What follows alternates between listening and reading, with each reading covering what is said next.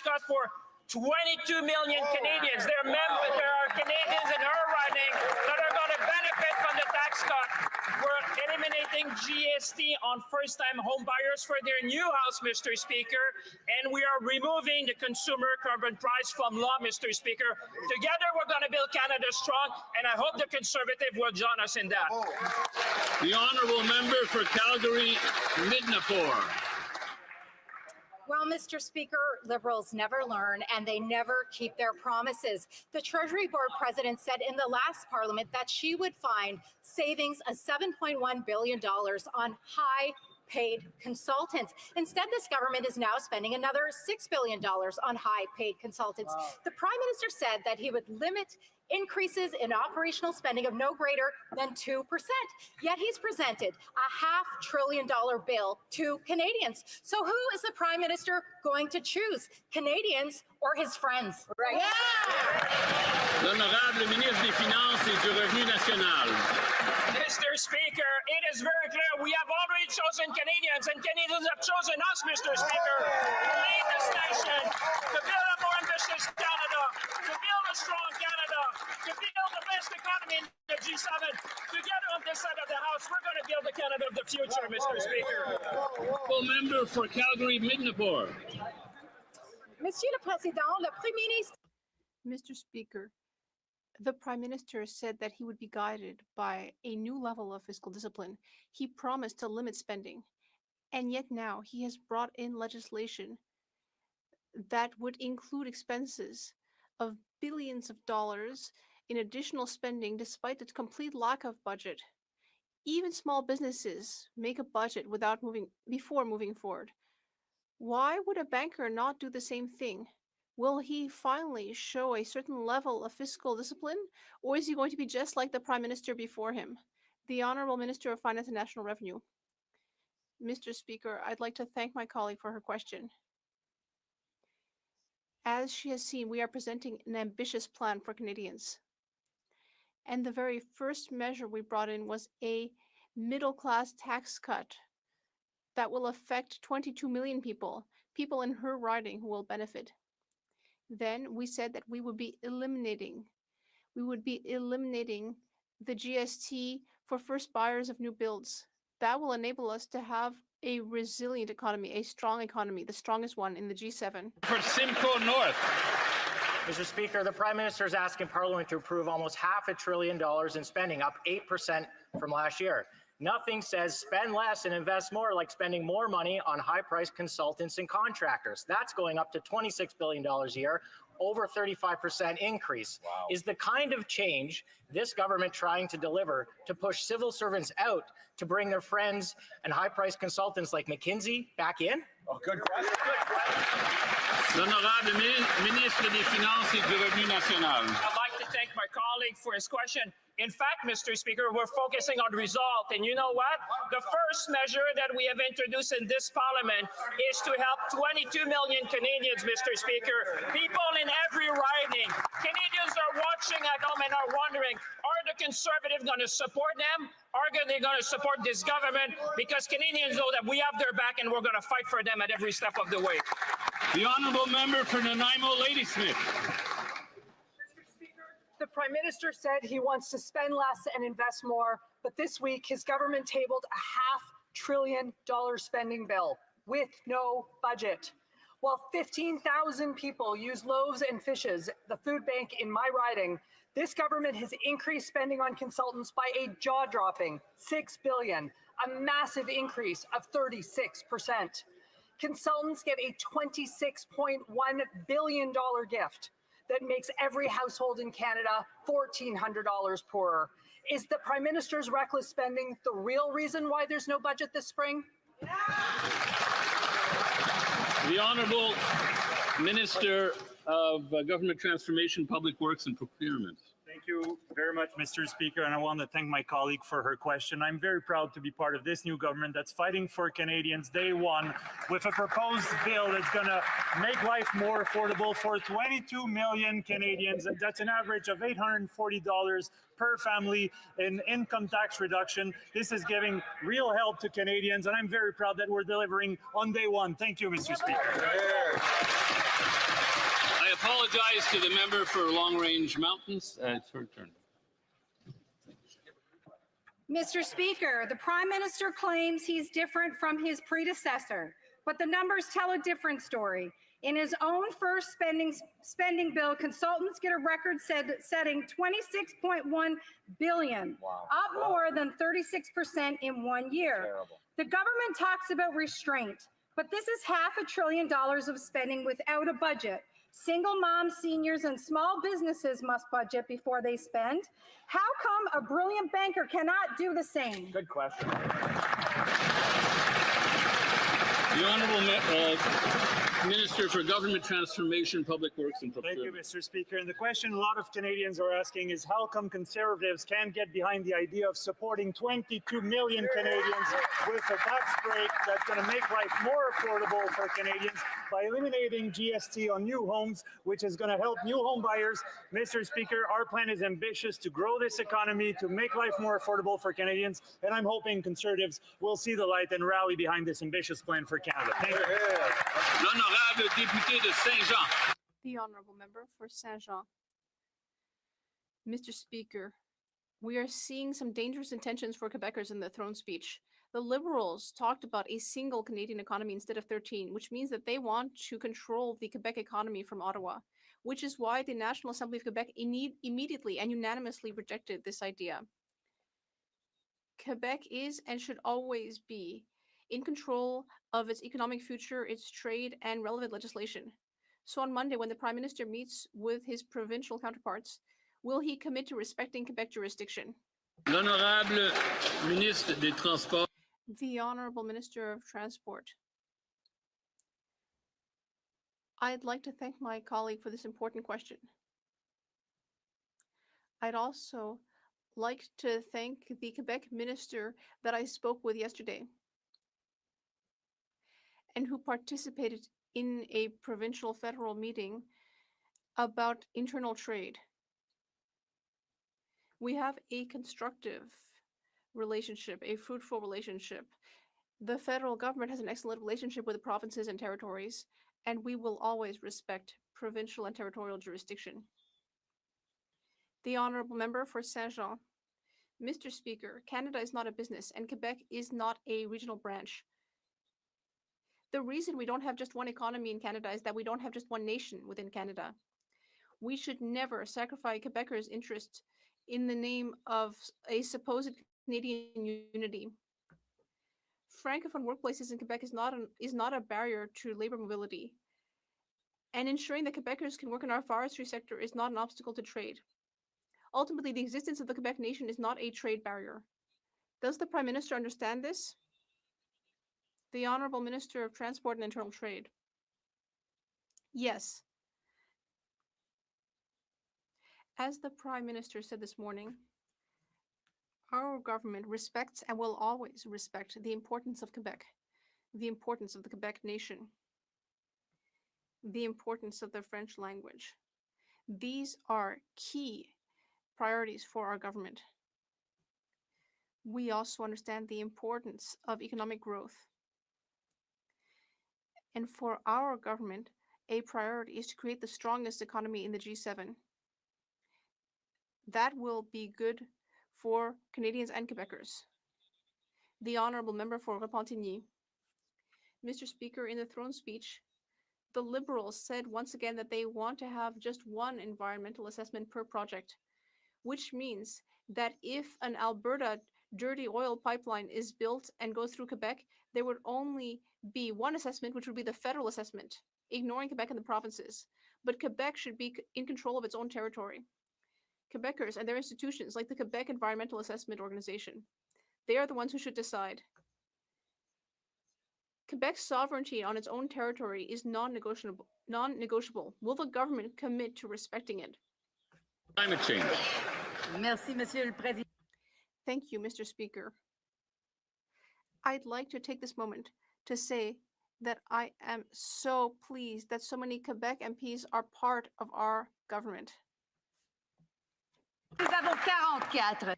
In fact, there are 44, and they will be speaking up very clearly for the interests of Quebec and Quebecers. I will always work in favor of the interests of Quebec, and I will make sure that we hear their voice. The honorable member for Louis Saint Laurent Akia Wenrock. Thank you, Mr. Speaker. Now, during the throne speech, in his speech, the king was very clear. And this is something that shows what he felt about our previous Liberal government. He said that this government will be guided by a new level of fiscal discipline. And yet, very quickly, we see that in this new legislation that there will actually be an increase of $40 billion in spending, 8% more. It's hard to believe that these people could do worse than Justin Trudeau. How can this prime minister stand up and tell Canadians that he's actually going to do worse than Justin Trudeau? The Honourable Minister of Finance and National Revenue. Mr. Speaker, my colleague for Louis Saint Laurent knows that I respect him greatly.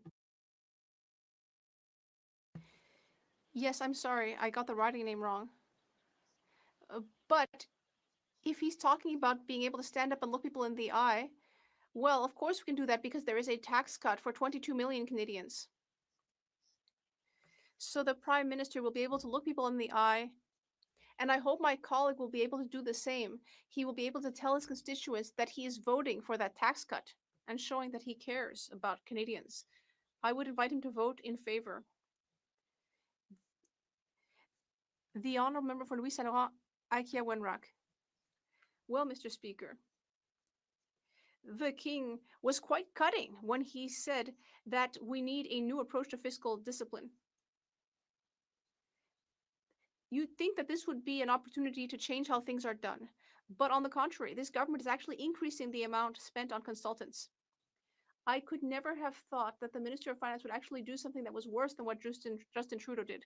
Will he get up, look Canadians in the eye, and say that he will finally start being a responsible steward of the fiscal the fiscal system, not like Justin Trudeau?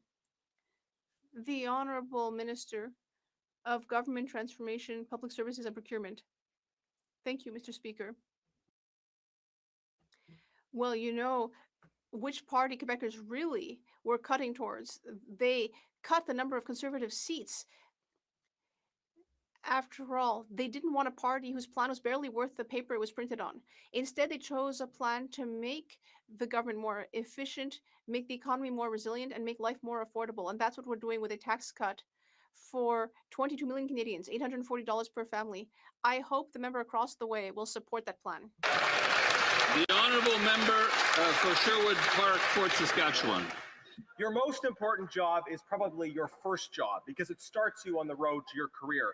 But after 10 years of Liberal failures, that road is blocked for 1 in 7 Canadian young people. This is already an unemployment crisis with 100,000 more job losses coming. Now, rather than address this crisis, these Liberals continue to waste billions on consultants, a $6 billion increase. Why are they choosing a great job market for elite Liberal insiders and consultants and a terrible job market for Canadian young people?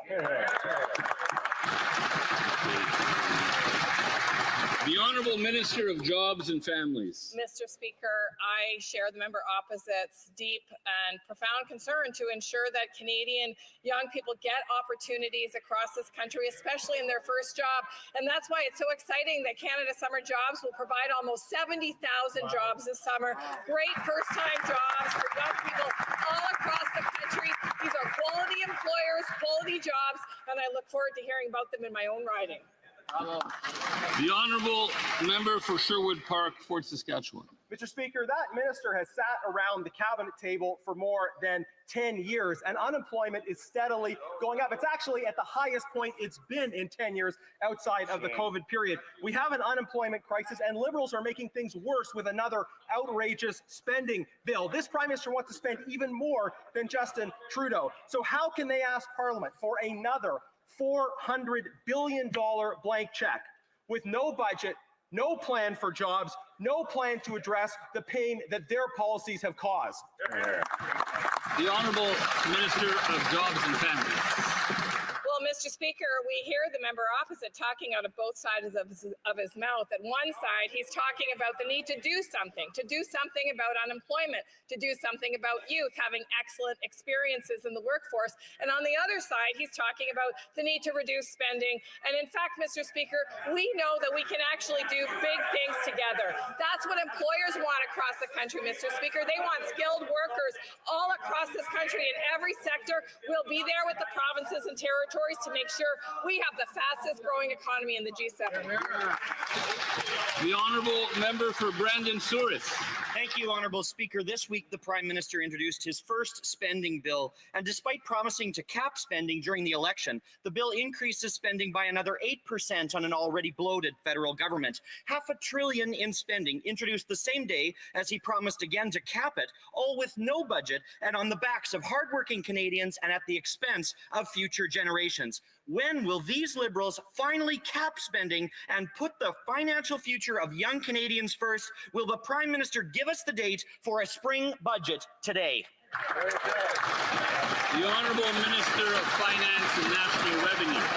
Speaker, I'd like to welcome the member to the House of Commons, but one thing, Mr. Speaker, it's clear, we have the back of young Canadians. If the member was listening carefully, he would have seen that in the very first motion we introduced in this House was the elimination of the GST for first-time home buyers, Mr. Speaker, for their first house. This is a measure to help young Canadians to get into the real estate market, Mr. Speaker. The young Canadians who are watching us at home understand we have their back and we will always work for them, Mr. Speaker. The honourable member for Northumberland, Clark. Mr. Speaker, on April 5th, 17th, 20th, 21st, and 29th, the Prime Minister committed to, and I quote, free trade in Canada by Canada Day. However, almost immediately after the election, the Prime Minister already broke his promise, saying instead they would only introduce legislation to eliminate federal interprovincial trade barriers by Canada Day. Simple question, why did the Prime Minister mislead Canadians? The Honourable Minister of Transport and Internal Trade. I am really delighted to get a question on internal trade from the Conservatives. We don't agree about a lot of things, but I think everyone in the Conservative Party and in the Liberal Party agrees that free trade in Canada will make us all richer. And that is why I have a question for my Conservative counterparts. Will you vote, will the Conservatives vote for our free trade in Canada by Canada Day legislation? We're counting on you. Canadians are counting on you. The honourable member for Mission, Matsqui, Abbotsford. Mr. Speaker, small businesses are struggling with the complexity and obscurity of the customs notice. For a government program that was designed to help businesses, the CBSA is causing turmoil, time and money for many in manufacturing and its supply chains. On May 20th, the department quietly issued an updated notice on its interpretation of the scope, narrowing the order. Why, in this time of uncertainty, should businesses be left to navigate costly and consequential red tape from this government? Don't they understand that livelihoods and Canadian businesses are on the line? The Honourable Minister of Public Safety. Thank you, Mr. Speaker. I'd like to thank my colleague opposite for this question. He has brought this to my attention a couple of days ago, and we are looking into the situation, and I will look forward to responding to him in the next couple of days. Thank you, Mr. Speaker. L'honorable député de The honourable member for Berthier-Masquinongé. Mr. Speaker, even under their new leader, the Liberals are spending way too much. The Prime Minister promised that he would limit the increase in spending to 2% a year, but instead we're hearing that actually he's going to raise spending by 8% this year, and that's before the tax cuts and nearly $2 billion in new spending that he wants to pass this session. It's very disturbing to bring in these measures without even giving us a clear picture of the public finances. Will this Prime Minister table a budget instead of governing exactly like Justin Trudeau did? The Honourable Minister of Finance and National Revenue. Mr. Speaker, I have a great deal of respect for my colleague for Berthier-Masquinongé, as he knows. But it's surprising to hear that the Bloc Québécois is against a measure that will help people in his own riding. We just tabled a motion in this House to cut taxes for 22 million Canadians.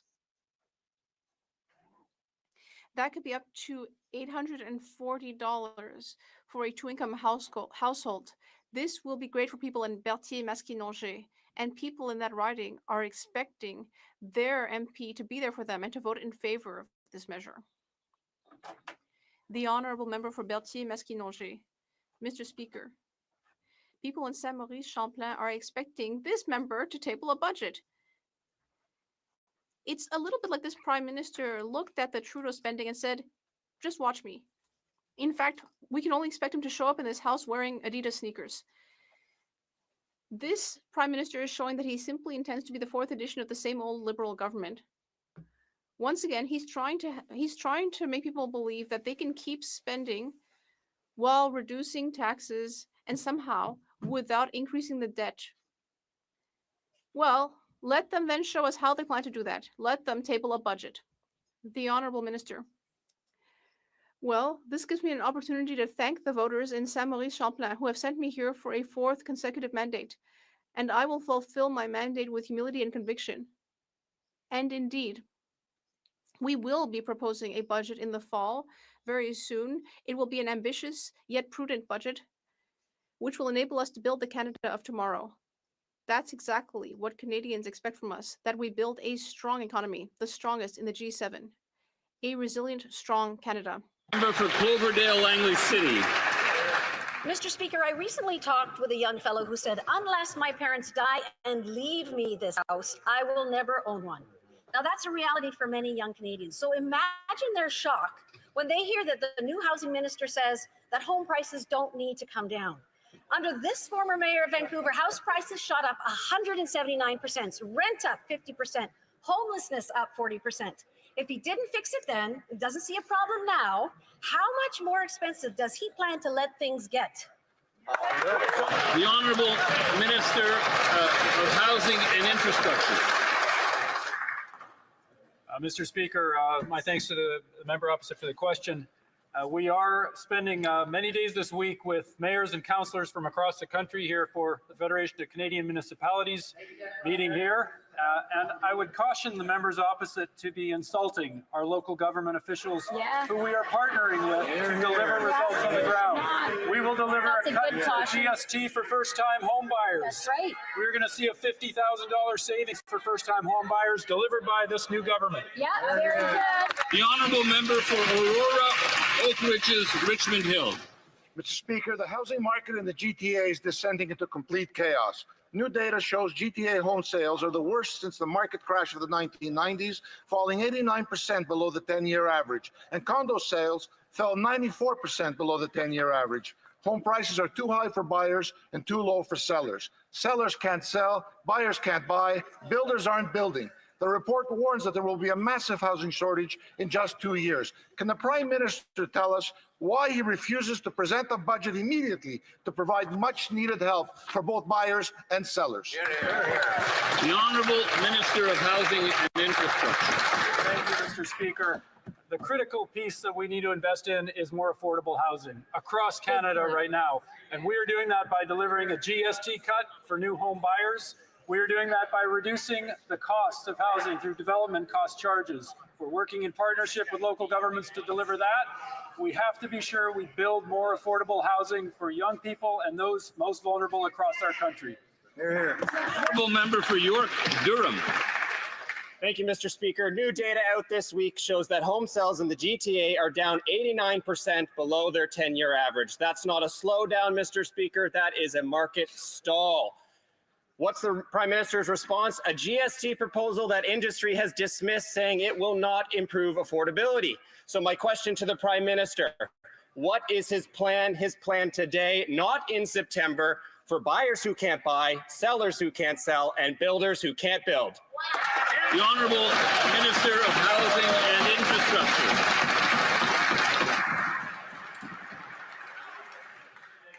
Thank you, Mr. Speaker. So we do have good news coming with the GST cut for first-time home buyers. We are seeing a stall in the market as people wait for that cut. We hope that the members opposite will support that cut. That's right, they should. We're also going to focus on building more housing on the affordable end of the spectrum. That's what the young people of Canada need. That's what we need to deliver in this House for the people of Canada. Member for Oshawa. Mr. Speaker, the price of the average home in my hometown of Oshawa has gone up 121% since 2015. According to Equifax, a record number of Ontarians are missing mortgage payments now, up 71.5% since early 2024. A TMU professor said, the first thing you make sure you do in a life is pay your mortgage. But people aren't doing that because the whole system is so broken now. This Liberal housing minister, former mayor of Vancouver, comes to us with an already broken record of sky-high prices and surging homelessness. So why should Canadians trust him to do the job? The Honourable Minister of Housing and Infrastructure. Thank you, Mr. Speaker. Again, I will caution the members opposite to be insulting local government officials who are here in Ottawa this week to partner with the federal government. The only way that we get housing built in this country is with alignment with the provinces and territories, the local and Indigenous governments. We need to work in partnership and collaboration to deliver housing for Canadians that they can afford. Honourable Member for Richmond Hill South. Mr. Speaker, according to new data, Ontario's homeowners are missing mortgage payments in record numbers. 90-day mortgage delinquency rate jumped 71% since last year. Canadians are facing 40-year inflation highs, lackluster housing supply, and skyrocketing mortgage rates.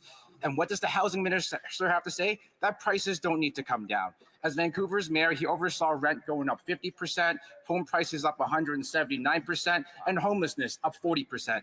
Can the Minister of Housing tell Canadians how many more families must fall behind before his government takes action and finally tables a budget? The Honourable Minister of Housing and Infrastructure. Thank you, Mr. Speaker. Thank you, Mr. Speaker. To the member opposite, we have real challenges with housing across this country, and we have to address the affordability. We also have to tackle the trade war that we face with the United States. The tariffs are having an impact on Canadians. They're impacting affordability. They are impacting our markets. And that's why I applaud the actions of our Prime Minister and our ministers in addressing the challenges we face with the U.S., growing the Canadian economy, and ending this trade war. Member for Brampton Centre. After years of delays, uncertainty, and economic damage, it's undeniable that Bill C-69, the No More Pipelines bill, has been an absolute failure for Canadians. Industry leaders, provinces, and Indigenous communities have repeatedly sounded the alarm over its complex, unpredictable regulatory process that chases away investment and blocks development. Now that the Supreme Court has confirmed that key parts of this legislation are unconstitutional, will the Liberal government finally admit it got this wrong and scrap Bill C-69? And take real action to get Canadians back to work. Minister of Energy and Natural Resources. Oh, so who got up? Mr. Speaker, in trade wars, we must capitalize on every competitive advantage we have. This means working with provinces, territories, Indigenous peoples, and proponents to make Canada an energy superpower. We will fast-track projects, cut red tape, and approve projects in the national interest within 2 years. These activities will build the strongest low-cost, low-risk, low-carbon economy in the G7. Member for Brampton Centre. Brampton Centre. Yes, go ahead. Mr. Speaker, it's an honor to rise in this House for the first time representing the people of Brampton Centre.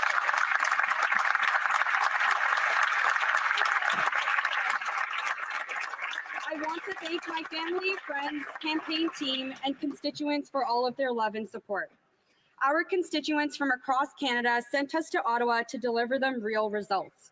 Can the President of the Treasury Board share with this House what we are doing to bring down the cost for Canadians?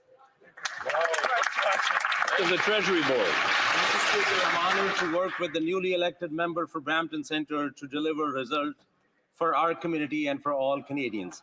Canadians elected a new government to take bold actions, and that's what we're doing with our first act.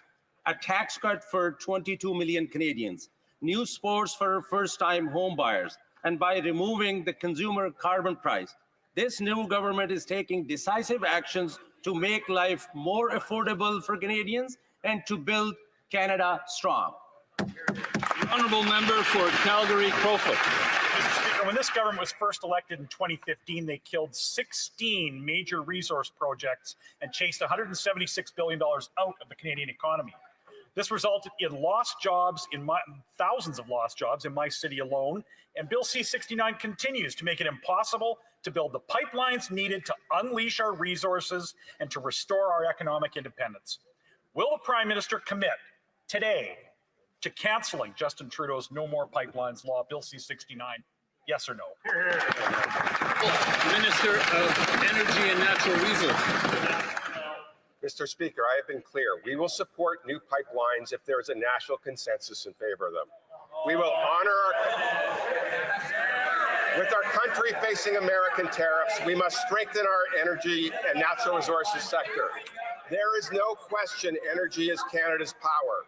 We will help build the strongest economy in the G7, create jobs for Canadians, and give the best cards to our negotiators at the negotiating table. Canada's new government will win this trade war. The honourable member for Miramichi Grand Lake. Mr. Speaker, Conservatives and Canadians know that if you pay more taxes to the government, the weather will not get better. Conservatives have been standing up for Canadians and against the carbon tax for more than a decade. This Prime Minister made a big splash in March when he told Canadians that he would axe the carbon tax. After the Conservatives pleaded for years, finally his government removed the consumer carbon tax. Now will the Prime Minister also repeal the industrial carbon tax so Canadian companies and industries can compete in the global economy? Yes or no, Mr. Prime Minister? The Honourable Minister of Environment and Climate Change. That was an interesting question, and I'm going to actually disagree with all the premises of it. But if we actually care about industries, then we're going to look at what's actually costing them right now. And that's the tariffs that are coming from the United States. It's impacting their ability to do what they need to do. We are here standing up for Canada. We're here standing up for a strong economy. We know that that's what we need to do. That's what Canadians asked to do, and that's what we're going to keep doing. The honourable member for Bow River. Mr. Speaker, the Prime Minister says that half of Canada's oil needs to stay in the ground. And now he's backing that up with a production cap that the Parliamentary Budget Officer says will kill 54,000 jobs and gut $20 billion from our economy.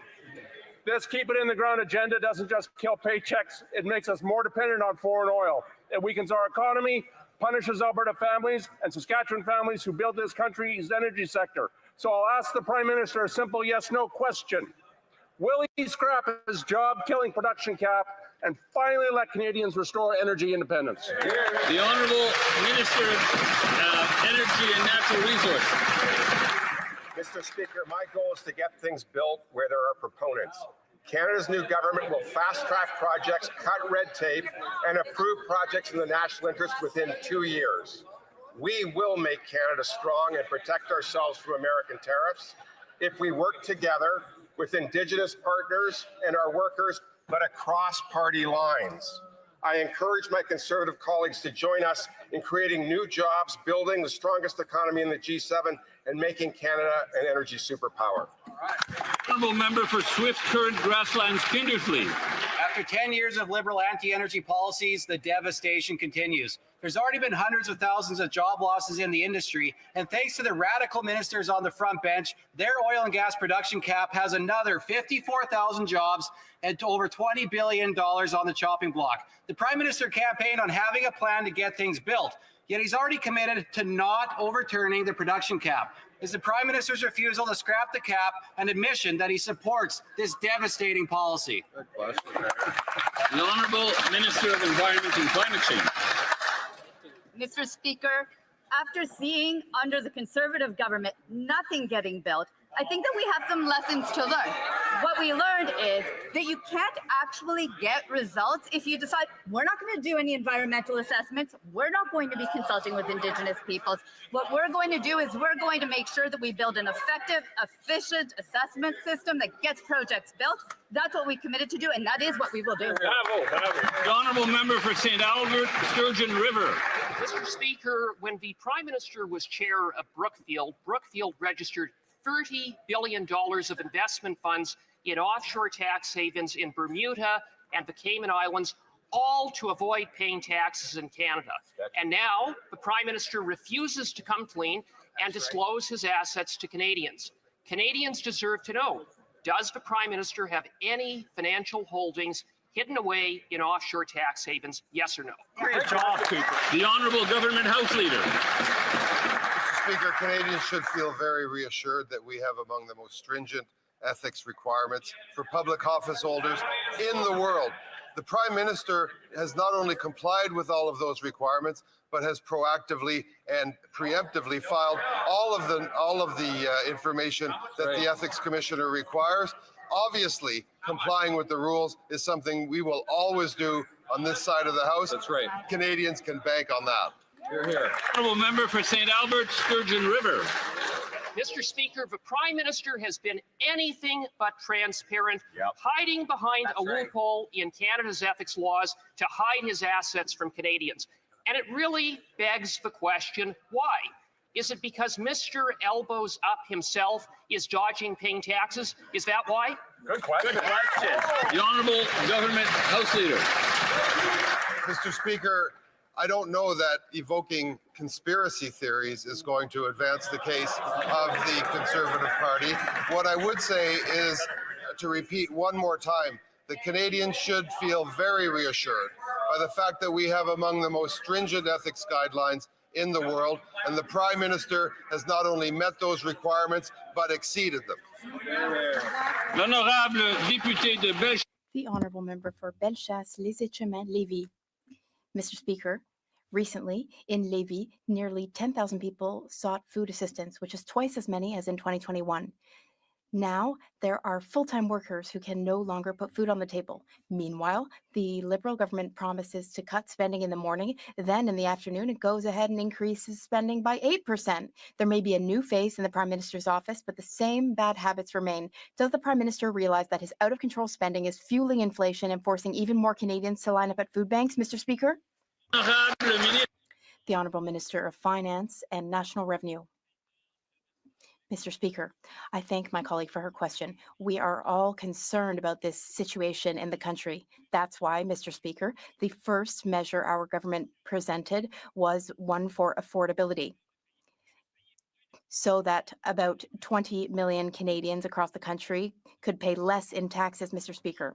The best way for Canadians to be able to keep their income, Mr. Speaker, the best way is for them to pay less in taxes. That is just one way we're helping Canadians, and we will continue to help Canadians. Bellechasse. The Honourable Member for Bellechasse, Les Etchemins, Lévis. Mr. Speaker, who's profiting? Not Canadians, but external firms, consultants. There are 10,000 people in my riding lining up at food banks. Can we at least have the decency to table a budget this spring, Mr. Speaker? L'Honorable Ministre de l'Industrie. The Honourable Minister of Industry. Thank you, Mr. Speaker. As you know, currently our goal is to help those who are struggling to make ends meet. That's why we cut taxes. That's why we cut taxes for the middle class. We are also cutting the GST for those who are buying their first property. And as my colleague knows full well, we are currently in the middle of a tariff war. We are fighting to create jobs, to protect jobs that are currently under threat. And we are also here to invest to build the strongest economy in the G7. The Honourable Member for Beauport-Limoilou. Thank you, Mr. Speaker. I congratulate you on the speakership. This is my first time rising in the House as member for Beauport-Limoilou. I thank my constituents for placing their trust in me. Voters called for change which will allow them to keep more money in their pockets. Can the minister explain what this government will do to make life more affordable for Quebecers and for all Canadians? L'Honorable Ministre de la Transformation. The Honourable Minister of Government Transformation and Procurement. Thank you, Mr. Speaker. I thank the people of Louis Hébert, thank them for voting for me. I also thank the people of Beauport-Limoilou for giving us a third Liberal voice in the Quebec area. This will make us even better at defending their interests. We've already taken action with a tax cut of for 22 million Canadians, savings of up to 840 for a family of 4. We are delivering. We're taking action to have a stronger economy and country. Nicola.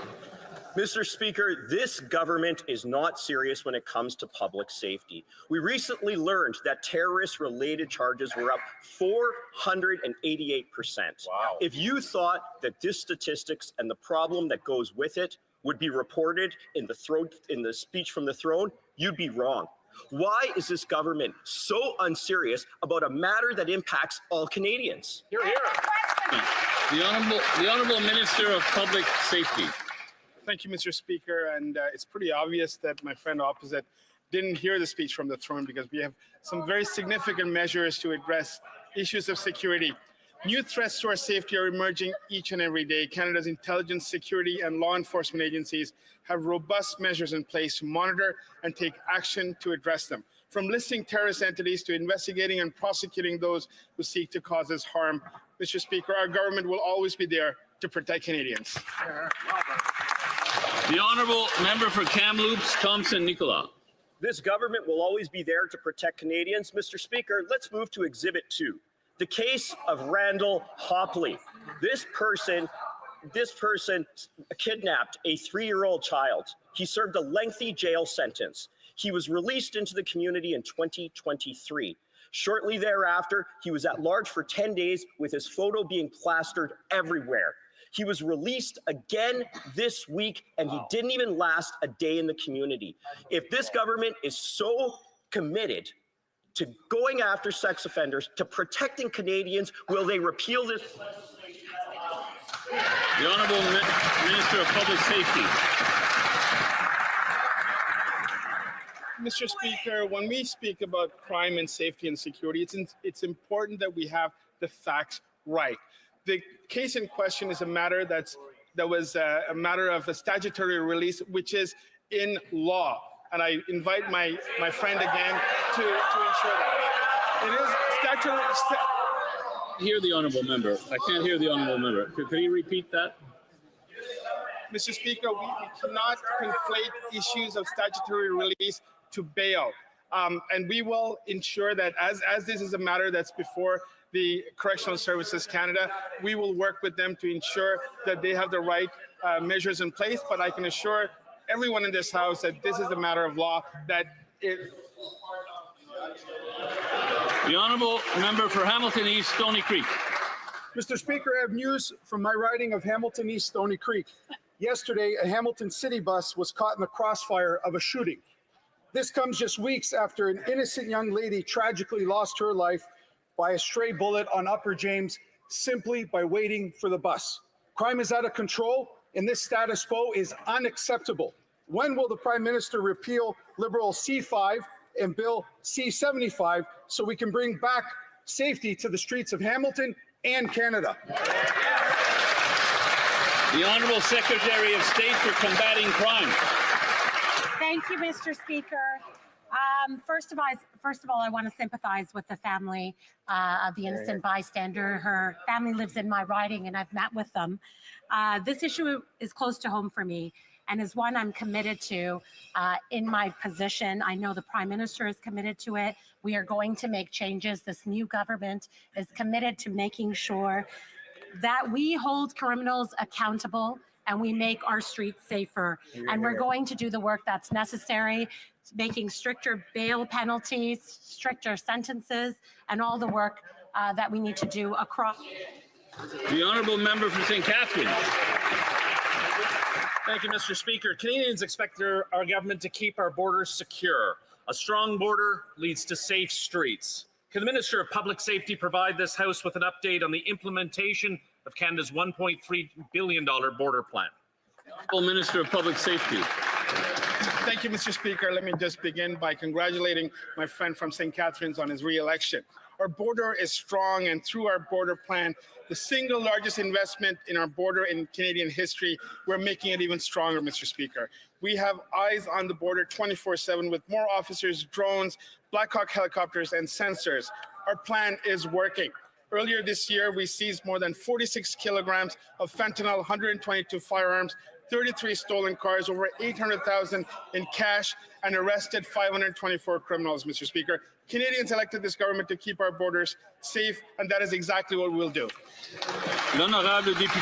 The honourable member for Beauce. Monsieur le Président. Mr. Speaker, Canadians are worried about their economic future. Meanwhile, the Prime Minister continues to spread doubt about his own financial interests. He was with Brookfield, a business that has assets in many tax havens, which leads us to have a lot of questions. Canadians want to know whether the Prime Minister still has hidden financial assets and interests in tax havens. Will he be totally transparent in disclosing his past and present financial assets? Yes or no? The Honourable Government House Leader.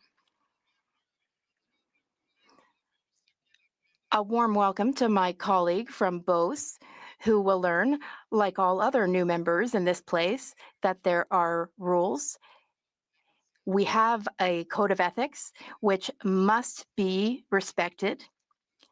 That's non-negotiable. The Prime Minister proactively met and even exceeded the rules of the Code of Ethics.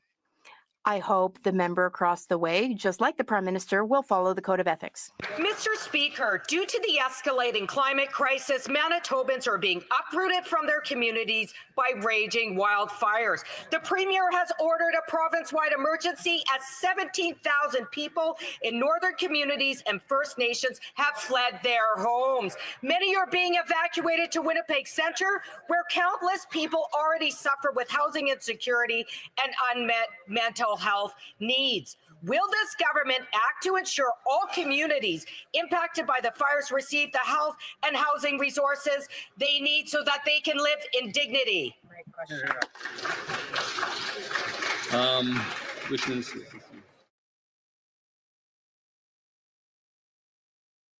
Oh, the Honourable Minister of Emergency Management. Oh, go ahead. Mr. Speaker, I rise for the first time in this House.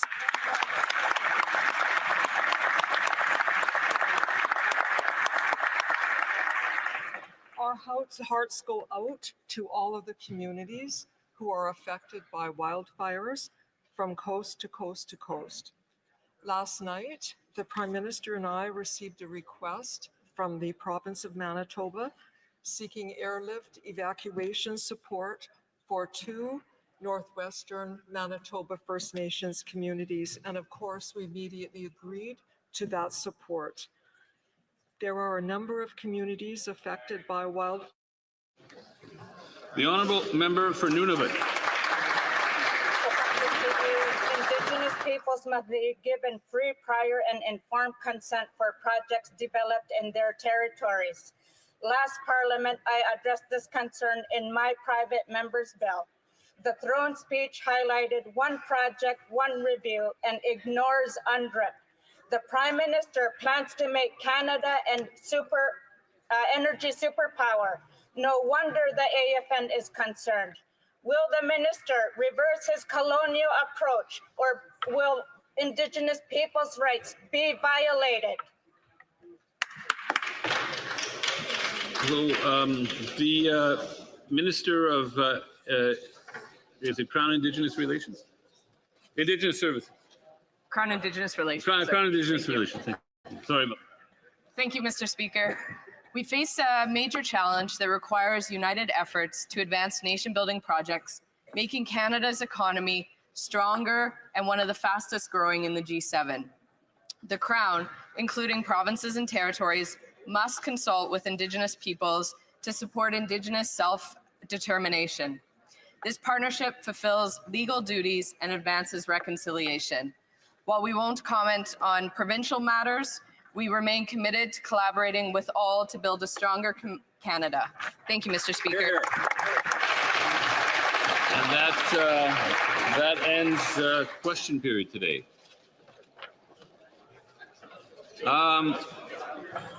And it's time for the famous Thursday statement